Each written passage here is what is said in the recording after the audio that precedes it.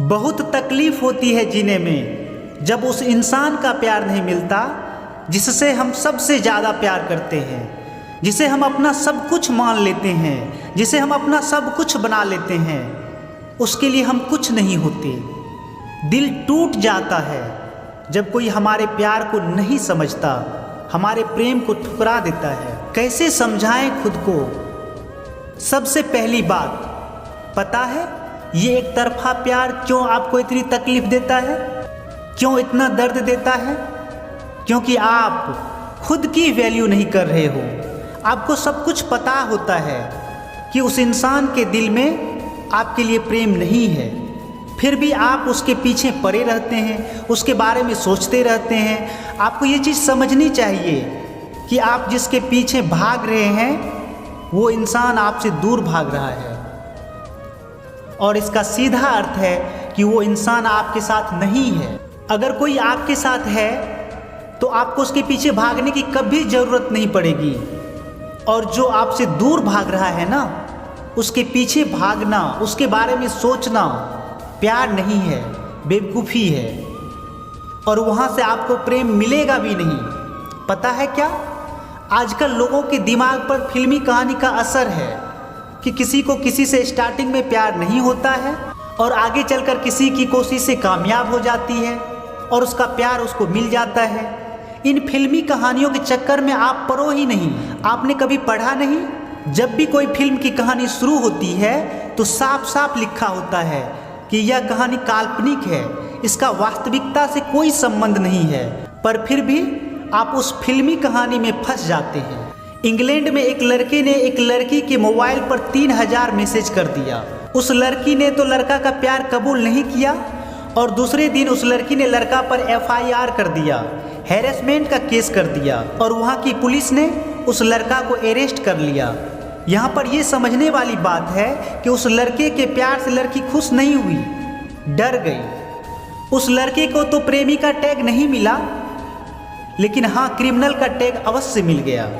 जो इंसान आपके साथ होना ही नहीं चाहता, जो इंसान आपके साथ रहना ही नहीं चाहता, उसके पीछे मरना केवल और केवल पागलपन है, प्यार नहीं। क्योंकि जो आपके साथ रहना चाहेगा ना, आपको उसके पीछे भागने की ज़रूरत ही नहीं पड़ेगी, लेकिन फिर भी आप किसी इंसान के पीछे भागते रहते हैं। आप बेइंतहा प्यार अपना दिखाते रहते हैं किसी को कि उसको आपका प्यार समझ में आ जाए, उसे आपकी फीलिंग्स समझ में आ जाए। देखिए, एक बात समझिए आप, मैं आपको एक बात बिल्कुल स्पष्ट रूप से कह देना चाहता हूँ। आपको कड़वी लगेगी, परंतु सच यही है।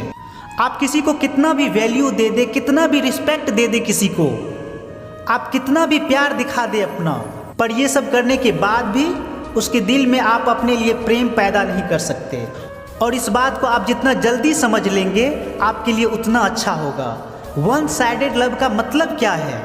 इसका मतलब है कि आप ऐसी जगह अटक गए हैं जहां आप अकेले खड़े हैं और कोई है ही नहीं। इसमें आप किसी को दोष नहीं दे सकते, ब्लेम नहीं कर सकते। बस आपको वहां से मूव ऑन करना है, वहां से आगे बढ़ना है। और आपको दर्द इसलिए होता है क्योंकि आपने अपनी नज़र में खुद की वैल्यू ख़त्म कर दी है। सारी वैल्यू उस इंसान को दे दी है जिसे आपकी कोई वैल्यू नहीं, और आप साबित करने में लगे रहते हैं कि आप उससे कितना प्यार करते हैं। आप ये सब कोशिश करना छोड़ दें। प्रेम तो सहजता का नाम है।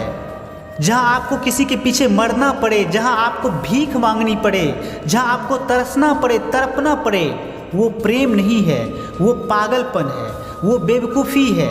और दिमाग में एक बात बिठा लें, ये फिल्मी बातें सच नहीं होती है। और आप अगर ज़्यादा पागलपन दिखाएंगे तो उससे आपको प्रेम हो ना हो, उसे आपसे डर जरूर लगने लग जाएगा। बहुत वैल्यू दे दी आपने उस इंसान को, बहुत दिखा दिया प्यार। अब वक्त है आप खुद की वैल्यू करो, अब वक्त है आप खुद को प्यार करो। अगर आप इस तकलीफ से, इस दर्द से बाहर आना चाहते हैं तो पीछे मुड़ के देखना छोड़ दो, पीछे जाना छोड़ दो।